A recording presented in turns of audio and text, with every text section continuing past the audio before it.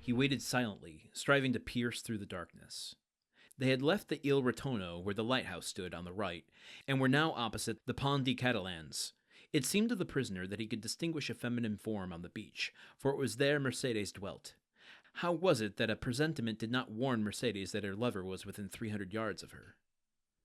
One light alone was visible, and Dantès saw that it came from Mercédès' chamber. Mercédès was the only one awake in the whole settlement. A loud cry could be heard by her, but pride restrained him, and he did not utter it. What would his guards think if they heard him shout like a madman?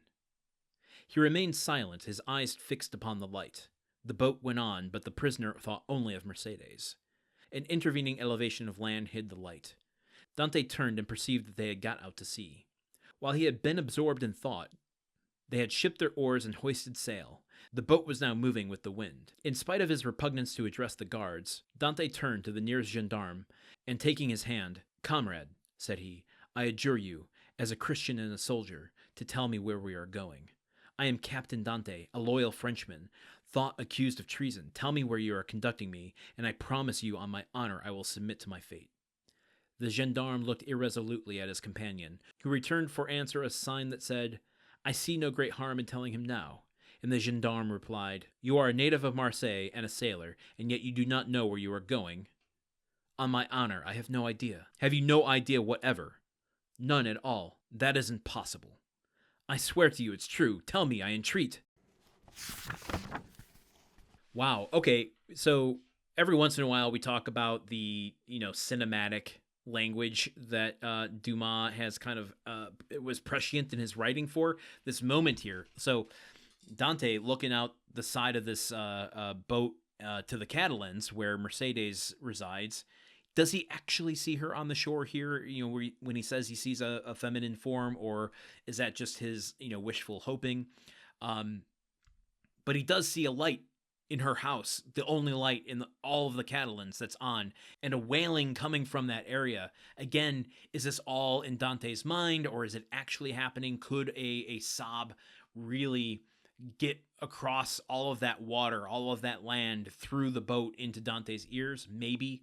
It's possible, I suppose, but whether it's really happening or not, Dantès is reminded of his situation and how close yet so far he is from Mercédès that he wants to be rejoined with after so long at sea and just returned. He's only seen her for like a day and a half, not even, and he's supposed to be married, but he's not, and he imagines Mercédès crying out for him, and the cinematic moment when he's looking out there, he wants to see every last morsel that he can of Mercédès, any glimpse that he can see of her. But then, as the boat continues forward, just this elevation of rock suddenly wipes the frame. He can no longer see, no longer can get the angle to look out the window, this grated window, this imprisoned window toward the Catalans where Mercédès lives. And suddenly, it's just the dark of night and the moon on the water. And he turns his attention back to his imprisoners, and he's like, "Where are we going, by the way? We're no longer, the sail is taking us. You're not just, this isn't a simple transport anymore. You're taking me somewhere. Where are we going? I have no idea where we're going. Tell me what's up." Because clearly my idea of being set free and yours is different, so bring me in on this. Tell me what's going on. And the officer, the jailer, is like, "Well, if you can't put it together, I suppose there's no harm in telling you." But he's like, you really don't know? I mean, you're from here. You should know. You're a sailor. You should know where we're going. But we don't. As readers, as listeners, we don't know where they're going. Not yet. But if the title of this chapter has any indication, I think I do. But I don't want to admit it yet. Oh boy. All right. Well, let's continue forward as we're halfway through this chapter almost. I will see you all here tomorrow for more of the Count of Monte Cristo.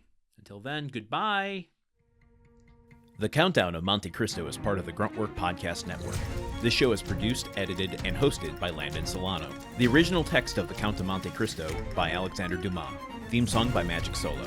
If you want to support the show and others like it, visit patreon.com/gruntworkpod. Thank you for listening. See you tomorrow.